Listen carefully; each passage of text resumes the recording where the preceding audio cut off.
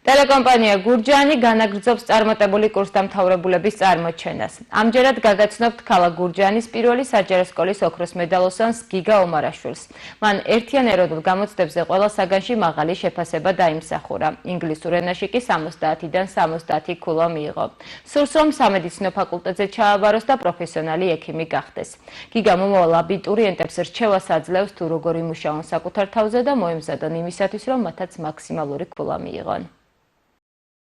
როდესაც შევედი ინგლისურ ენის ტესტზე, თავიდან ჯერათ რა უნდა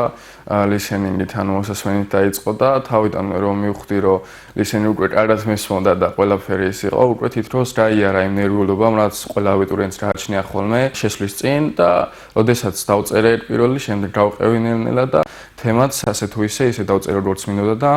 არცმალ რქულაც მივიღე მათიდან გამომდინარე, იმიტომ რომ თავარია არ ინერვიულო, ის ნერვიულობაც მოიხსნა რა ნერვიულობაც დაქვს და უფრო კარგად დაწერა თქმა უნდა ტესტსაც თუ სხვა რაიმე თემასაც. აბიტურიენტებმაც ერთი იმას უნდა მიაქციონ ყურადღება, რომ თავარია არა მხოლოდ ინგლისურში, სხვა საგნებშიც გული დაუდონ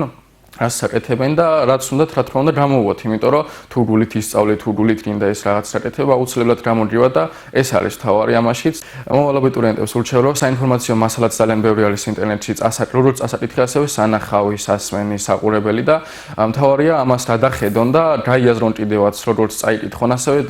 დიდი უპირატესობა იქნება თუ წაიკითხავენ ლექსიკონსაც თუ რა დახედავენ, რა დავლებენ თვალს და მაღალი დონის სიტყვებს, ასე ვთქვათ, ამას ეცევა ხოლმე დიდი ყურადღება, მაღალი დონის როგორც ფრაზებს, ასევე სიტყვებს და თუ უფრო და უფრო მაღალ ყურადღებას მიაქცევენ და დიდი ყურადღებას მიაქცევენ, რა თქმა უნდა, რომ ეს თემაშიც თულას აწევს და ასევე გამოადრიებათ ტესტებშიც, თუნდაც დიალოგის ტესტში, იმიტომ რომ